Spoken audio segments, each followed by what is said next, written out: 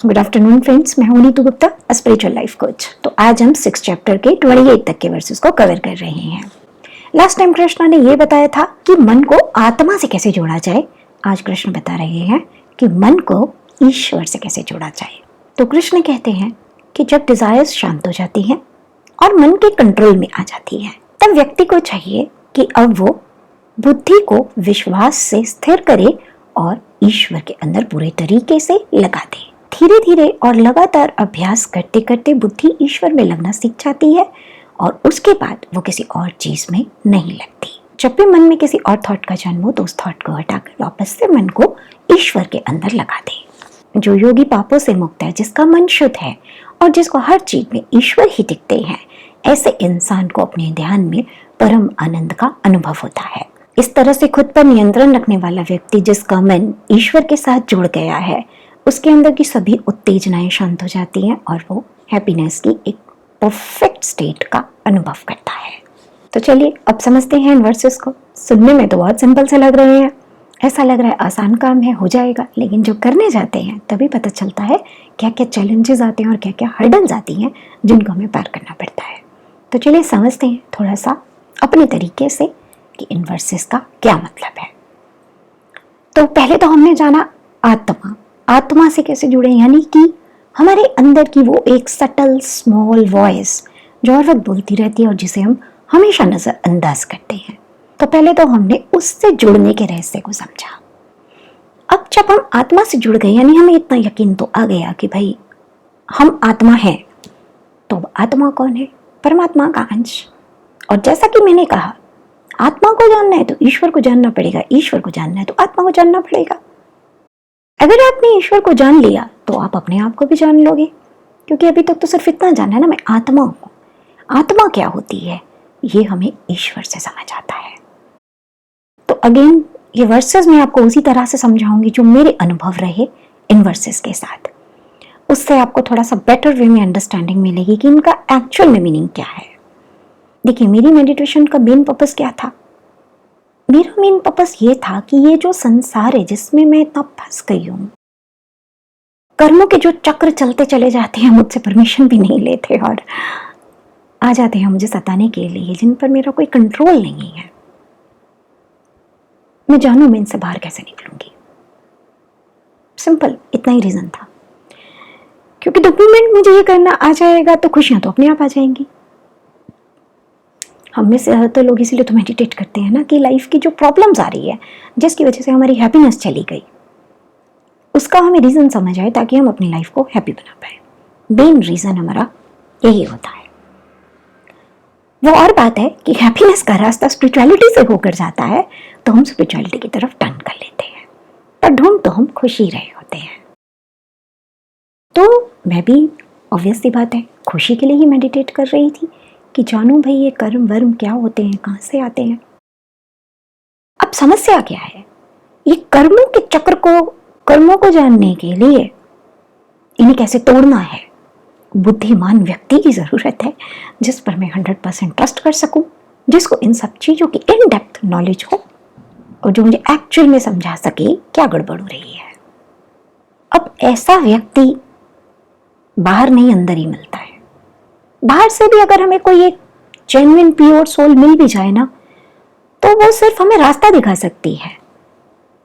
ये जो अंदर विश्वास जगाया जाता है, उसको समझा जाता है, अंदर ये जो उतारे जाते हैं रियलाइजेशन, ये सब अपने अंदर करना होता है। तो क्या होता है, सही गलत ये सब जानने के लिए मैं ईश्वर से जुड़ी। ईश्वर से जुड़ने के लिए पहले ये एहसास, आभास हमें होना चाहिए कि मैं एक साधारण मनुष्य नहीं हूं जिसको ईश्वर को ही सजा देते हैं या उसका लेखा जोखा लिखते हैं। मतलब मैं ईश्वर की मर्जी से चलने वाली कोई कठपुतली नहीं हूं। मैं और ईश्वर एक है। पहले ये आभास आना चाहिए। ये तब आता है जब आत्मा के लिए अंदर कुछ सेल्फ रियलाइजेशन और ऐसा कुछ उतर जाता है। जब तक आपको ये यकीन नहीं आएगा आप आत्मा हो, आप ईश्वर पे भी यकीन नहीं कर सकते। तो मैंने पहले ये माना मैं आत्मा हूं, फिर इसके बाद मैं चली ईश्वर को ढूंढने। अब जब मैं ईश्वर को ढूंढने चली तो ईश्वर की भी तो बहुत माया है ना संसार में, हर चीज कह देते हैं भगवान ने की है, बिना बात को बेचारे भगवान को बदनाम कर देते हैं। कृष्ण को भी कितने लोग बदनाम करके रखते हैं कि उसका तो कैरेक्टर खराब है, ये कमी है, वो कमी है, बिना बात के झगड़े कराता है, गोपियों के संग रास रचाता है, इतनी सारी शादियां करता है। सो भगवान को भी तो पहले समझना पड़ता है ना क्या है। अब मुझसे भी बहुत से लोग ये सवाल करते हैं भगवान से कैसे जुड़े, तो मैं उनको वही टेक्निक बताती हूँ जो मैं आपको बता रही हूँ और जो मैंने प्रैक्टिस की। मैंने भगवान से जुड़ने के लिए कोई बहुत लंबे चौड़े लॉजिक्स नहीं लगाए, मैंने सिर्फ प्रेम किया, सिर्फ प्रेम, विश्वास किया, समर्पण किया, श्रद्धा की, किसी मजबूरी फोर्स में नहीं। बस जिंदगी की कुछ पहेलियां थी जो मुझसे सॉल्व नहीं हो पा रही थी, और मुझे आसपास भी ऐसा कोई इंसान दिख नहीं रहा था जो मेरी किसी भी तरह से कोई भी मदद करे। बहुत सारी ऐसी बातें थी अंदर जिन्हें मैं किसी को बताना चाहती थी, किसी से उसके जवाब चाहती थी, पर मुझे कोई जवाब देने वाला था नहीं। जवाब तो क्या, मुझे अपनी सराउंडिंग में सच बताऊं तो कोई एक ऐसा इंसान नहीं मिलता था जो एक्चुअली समझ पाए कि मेरी प्रॉब्लम क्या है। शायद इसीलिए आज मैं लाइफ कोच हूँ, क्योंकि मैं समझ पाती हूँ वो बातें और दूसरों की प्रॉब्लम भी समझ पाती हूँ। तो मुझको ऐसा कोई इंसान नहीं मिलता था। तो क्या था, अंदर एक सवालों का घुटन का सैलाब सा था जिससे मुझे मुक्ति चाहिए थी। तो मैंने धीरे धीरे उस अनजान शक्ति से प्रेम करना शुरू कर दिया, जो दिखती नहीं है लेकिन वो हर पल कुछ ना कुछ करके, छोटा छोटा ही, बड़ा तो नहीं, बड़े के लिए तो फिर बहुत सारे टेस्ट लेता है कृष्णा, पर छोटे छोटे करके उसने अपने होने का आभास कराना मुझे स्टार्ट कर दिया। धीरे धीरे जब उसने अपने होने का आभास कराना मुझे स्टार्ट किया, मुझे यकीन आने लगा होता तो है कुछ तो है। हम मन में बोलते हैं और कोई शक्ति है जो उसको सुनकर रिस्पॉन्ड करती है। इस तरह से करते करते धीरे धीरे धीरे धीरे मैं कृष्ण के उस शक्ति के, जिसे हम भगवान कहते हैं, कोई भी हो सकता है, इट्स नॉट जस्ट कृष्ण, पर क्योंकि मैं कृष्ण के रूप में ज्यादा जुड़ी तो इसलिए मैं कृष्ण की बात कर रही हूं। जब मेरे अंदर विश्वास आने लगा तो मेरा प्रेम बढ़ने लगा। जैसे जैसे प्रेम बढ़ने लगा, विश्वास बढ़ने लगा, मैं कृष्ण के करीब जाने लगी। जब वो मुझे रिस्पॉन्ड करने लगा तो वो मेरे लिए लाइव हो गया।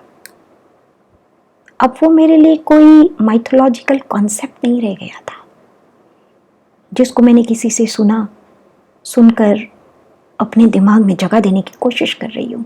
होता है कि नहीं होता, मानूं कि नहीं मानूं, नहीं, मेरे लिए वो शक्ति लाइव हो गई थी क्योंकि वो मुझे रिस्पॉन्ड करने लगी।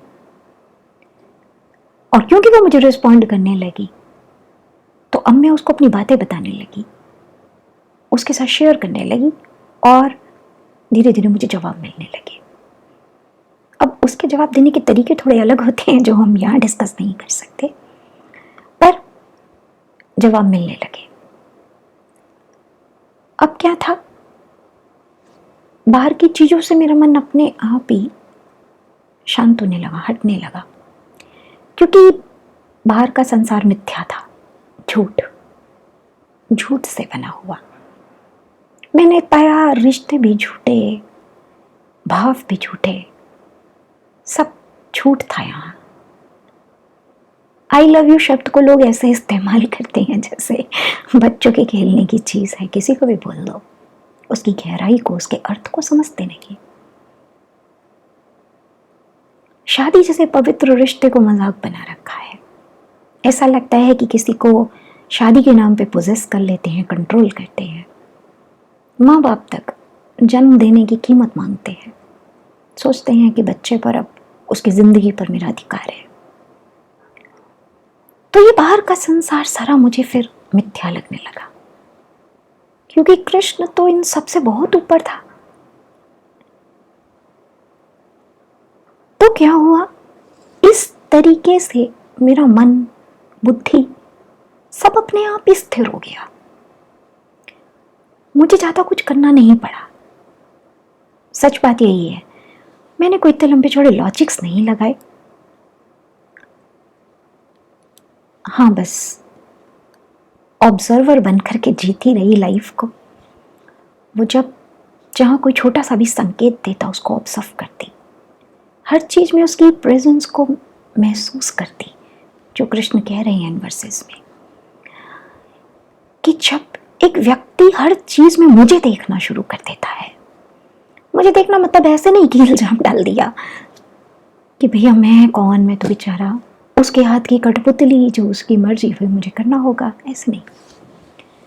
उसको देखना शुरू कर देता है का मतलब होता है उसकी प्रेजेंस को फील करना शुरू कर देते हैं। हर जगह जब हमें ये आभास होने लग जाता है कि वो शक्ति है मेरे साथ, अलग नहीं है मुझसे वो। जैसे आज की तारीख में मेरी जिंदगी में हर डिसीजन, हर स्टेप, हर एक्शन उस शक्ति के साथ मिलकर लिया जाता है। मैं तो पहले भी बता चुकी, ये गीता भी मैं सिर्फ उसके कहने से एक्सप्लेन कर रही हूँ। मुझे ऐसा कोई लोभ नहीं है कि मुझे कोई बहुत मान सम्मान मिले इसके बदले, कोई मेरा बहुत नाम हो, कुछ मुझे कुछ नहीं है। मुझे सिंपली बस एक इनर कॉलिंग है कि तुमने कुछ अलग तरह से समझा है ज्ञान को, ये समझा दो दुनिया को। आगे तो फिर जिसका भाग्य है, जिसकी जैसी सोच, जिसे समझना है वही समझेगा। हर कोई तो समझ भी नहीं सकता मेरी बातें, क्योंकि जब कोई अलग बात की जाती है तो पहले उसका विरोध होता है। एक्सेप्ट करने वाले कुछ ही लोग होते हैं जो आपकी फ्रीक्वेंसी पर है। तो कहने का ये मतलब है कि जब ये जुड़ाव हो जाता है, और ये जुड़ाव होने के लिए एक जो बहुत इंपॉर्टेंट कंडीशन है जो इस वर्ष में भी बोली गई है, मन की शुद्धता।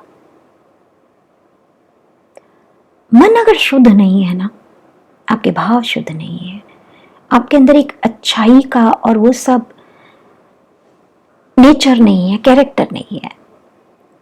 मेरे पास ये चीज हमेशा से थी और शायद बस मेरा यही एक प्लस पॉइंट है, मैं तो ऐसा ही मानती हूँ, जिसकी वजह से मैं उस शक्ति से जुड़ पाई।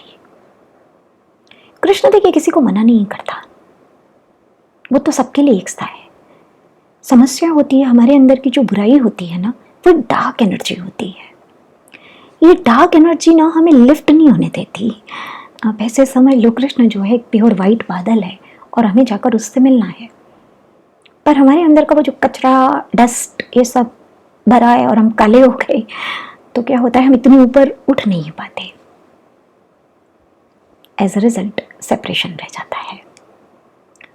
तो कृष्ण से जुड़ना मुश्किल नहीं है, ना उसने कोई मनाही की, उसने कभी नहीं पार्शियलिटी की कि ये इंपॉर्टेंट है मेरे लिए और तुम नहीं हो। नहीं, उसके लिए तो सब समान है।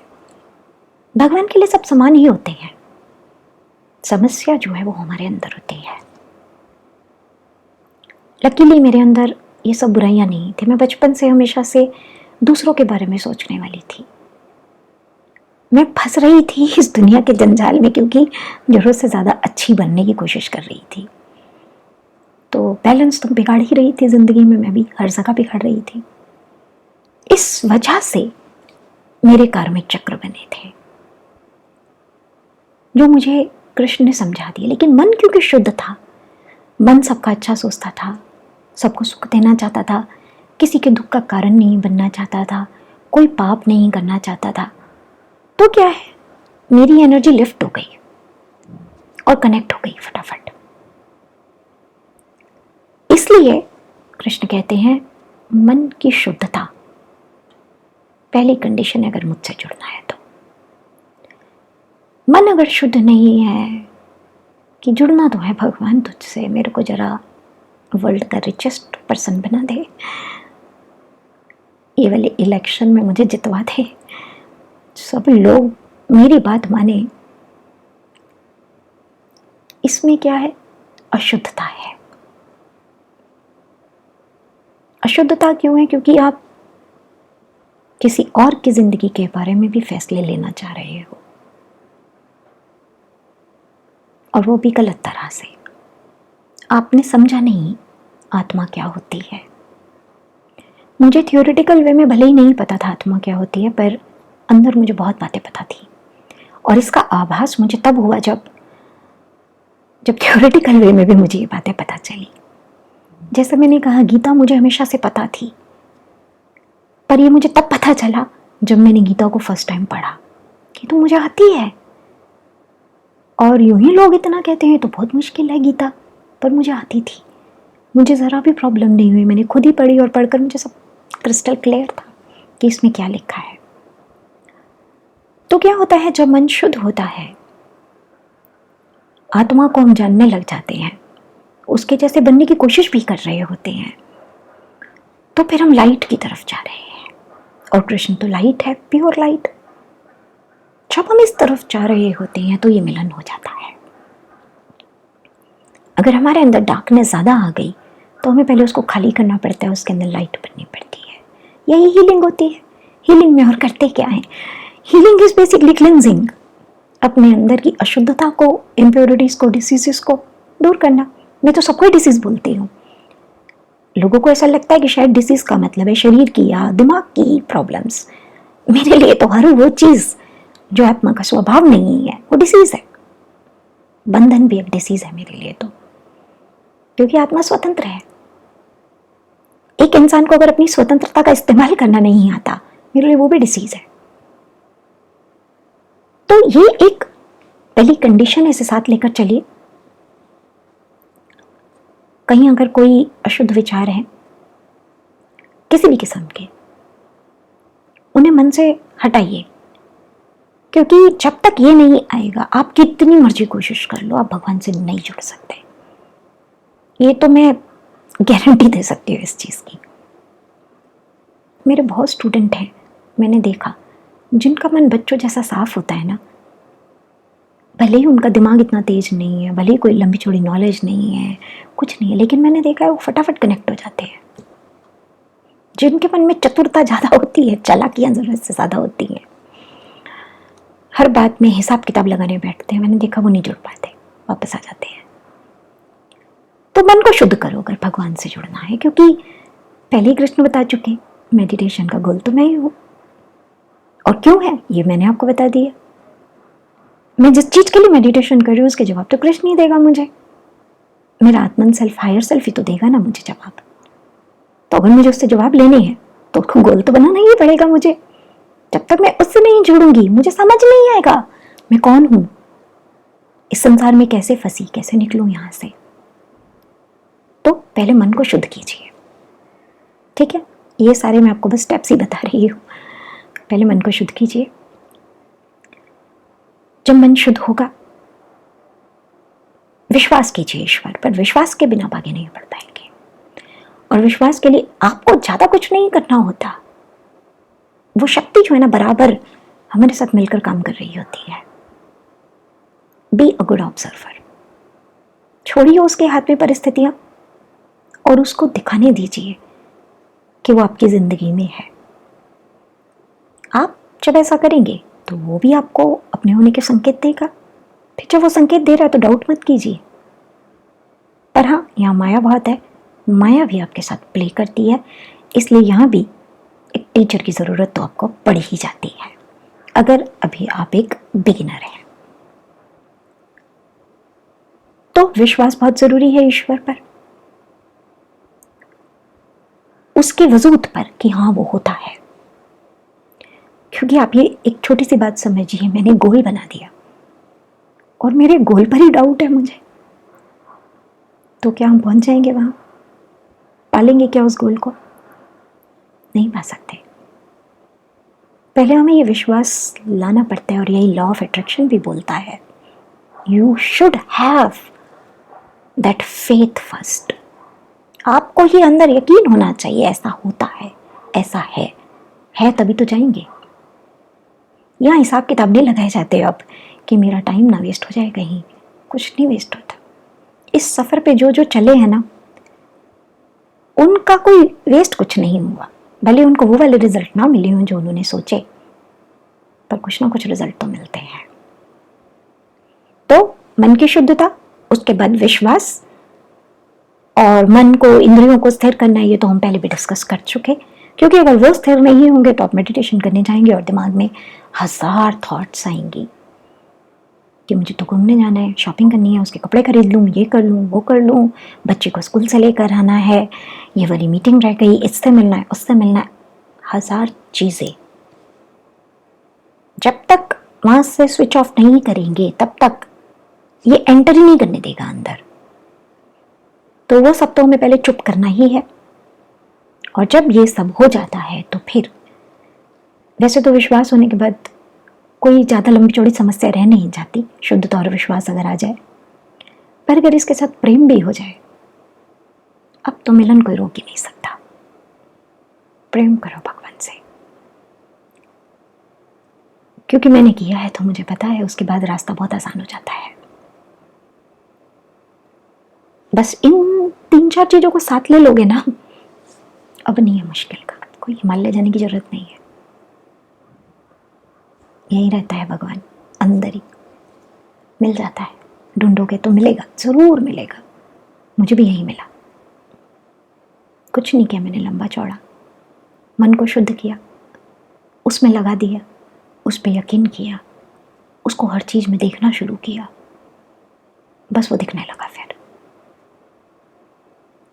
तो बहुत इम्पोर्टेंट है, बहुत बड़ी टेक्निक इसके अंदर रिवील की गई है।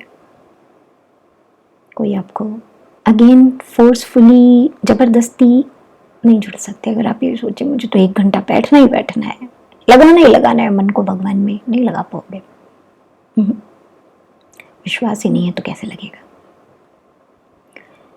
तो इस पर भी काम कीजिए, ये भी मेडिटेशन का ही हिस्सा होता है, लेकिन ये जिंदगी में किया जाता है। वो बार बार, कोई एक इंसान ऐसा नहीं है दुनिया में जिसको भगवान अपने होने के संकेत नहीं देता, सबको देता है। हम देखें नहीं, नजरअंदाज कर दे, उसको क्रेडिट ना दे, वो अलग बात है। क्योंकि हम भी तो बहुत स्मार्ट लोग होते हैं, तुमने क्या किया, मैंने किया, तो देखते भी नहीं है हम। विश्वास जरूरी है। समझ लीजिए आपका रॉ मटेरियल है, ये सब जब होगा तो अंदर काम अच्छे से कर पाएंगे आप। तो भगवान कहते हैं कि जब ये हो जाता है, जुड़ जाते हैं जब आप, तो आपको बस हर चीज में अब कृष्ण दिखता है, भगवान दिखता है मतलब। और फिर उसके बाद जो स्टेट होती है ना हैप्पीनेस की, वो है ब्लिस। क्योंकि मैं इसको अनुभव करती हूँ तो मुझे पता है आज मेरी खुशियों के कारण नहीं है कोई कि मुझे कोई कपड़े मिल गए महंगे महंगे, गाड़ियाँ मिल गई, बंगला मिल गया कहीं। There is no reason as such जिसकी वजह से मैं खुश हूँ। तो जब कंडीशनल नहीं है हैप्पीनेस तो कोई मुझसे छीन भी नहीं पाता। आज मैं सिर्फ एक बात के लिए खुश हूँ, मैंने मुझे ढूंढ लिया। कम से कम दुनिया में आकर एक तो अच्छा काम किया मैंने मेरे लिए, अपने आप को ढूंढकर उससे जोड़ दिया जिसका मैं हिस्सा हूं। अब जब ये यूनियन हो गई, अब फर्क नहीं पड़ता संसार से क्या मिल रहा है क्या नहीं मिल रहा, क्योंकि अब तो क्या है ना, मिल जाए तो भी बढ़िया है, बांधने की शक्ति तो बिन में रही नहीं, ना मिले तो भी कोई बात नहीं, ये तो मेरा सच नहीं है। जो मेरा सच है उसको मैंने पा लिया। तो ये जो खुशी है ये इंटरनल है, कोई मुझसे छीन नहीं सकता, कोई मुझसे ले नहीं सकता। मैं किसी को दिखा नहीं सकती, मैं किसी को कारण नहीं बता सकती। जिसने अनुभव किया बस वही जानता है, बाकी इसे नहीं समझ सकते। उनकी खुशियाँ, उनका दुख संसार की मटेरियल चीज़ों से डिफाइन होता है, क्योंकि उनकी खुशियाँ कंडीशनल होती हैं। उनको ये चीज़ें मिलती हैं तो वो अपने आप को सुखी कहते हैं और दूसरों को भी इसी से जज करते हैं, और नहीं मिलती तो उन्हें लगता है तो बहुत दुखी है। तो आप भी इस ब्लिस को अगर अनुभव करना चाहते हैं, मेडिटेट कीजिए, विश्वास कीजिए, अपने वेसल को शुद्ध कीजिए, प्योर कीजिए। ये होने लगेगा तो फिर बाकी की चीज़ें भी होती हैं, टाइम लेती हैं चीज़ें, लेकिन पहला कदम तो बढ़ाइए ना। पहला कदम बढ़ाएंगे, आगे के स्टेप भी दिख जाएंगे आपको। पर अगर हम बस यहीं बैठकर सोचते रहें, स्टार्ट ही ना करें, तो याद रखिए सफ़र बहुत लंबा है, बहुत दूर जाना है अभी आपको, और जाना तो पड़ेगा, एक दिन तो जाना ही पड़ेगा। कुदरत मजबूर करती है हर एक इंसान, कोई नियम है प्रकृति का, जाना ही पड़ेगा आपको उधर। तो आज ही क्यों नहीं शुरू कर देते। चलिए तो फिर आज के लिए इतना ही। उम्मीद है कृष्ण की बातों पर आप ध्यान ज़रूर देंगे। नेक्स्ट टाइम आगे के वर्सेस पर डिस्कशन करेंगे, तब तक के लिए जय श्री कृष्ण।